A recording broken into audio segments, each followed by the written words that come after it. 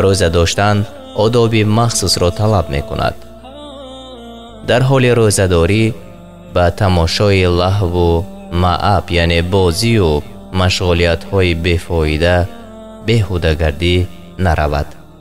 حضرت محمد صلی الله علیه و سلم فرمودند: نگاه تیره از تیرهای زهراگین ابلیس است.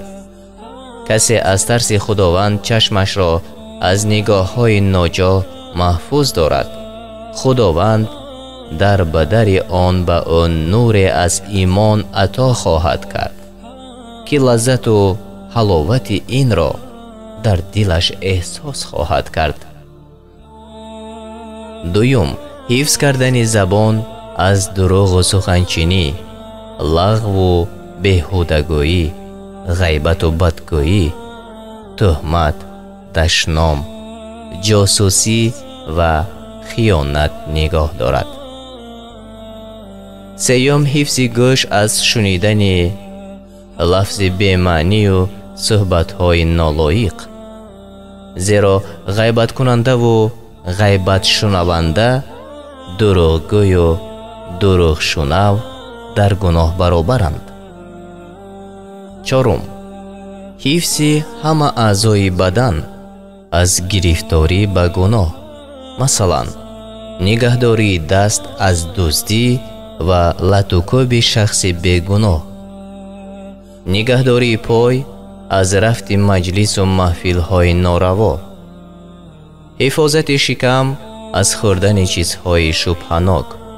کسی که روزه میگیرد و با مال حرام افطار میکند به شخص مانند است که میخواهد خود را از بیماری تبابت نماید، اما همراهی داروها زهر نیز استفاده کرده خود را به هلاکت میرساند. پنجم، هنگام افطار از پرخوری خودداری نمودن. رسول اکرم صلی الله علیه و سلم فرمودند: آدمیزاد هیچ ظرفی را پر نمی سازد که بدتر از شکمش باشد. برای آدمی چند لقمه ای که با واسطه آن قوت میانش را راست کرده تواند کافی می باشد. اگر شخص بیشتر از این را خوردن خواهد، باید معده‌اش را 3 تقسیم نماید: یک حصه برای خوراک و حصه دومی برای نوشاکی و حصه سومی را خالی بگذارد تا نفس گیریش خوب باشد.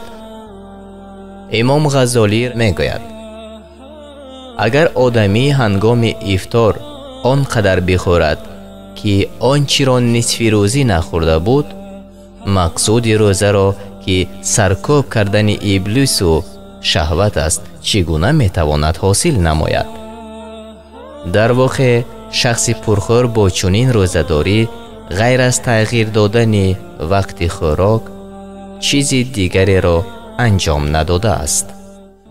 ششم، روزه‌دار در پایان روزه امیدوار باشد که روزه‌اش به مقام قبول رسیده است و نیز بیمناک و ترسان باشد که مبادا روزه‌اش قبول نشده باشد چه کار خواهد کرد.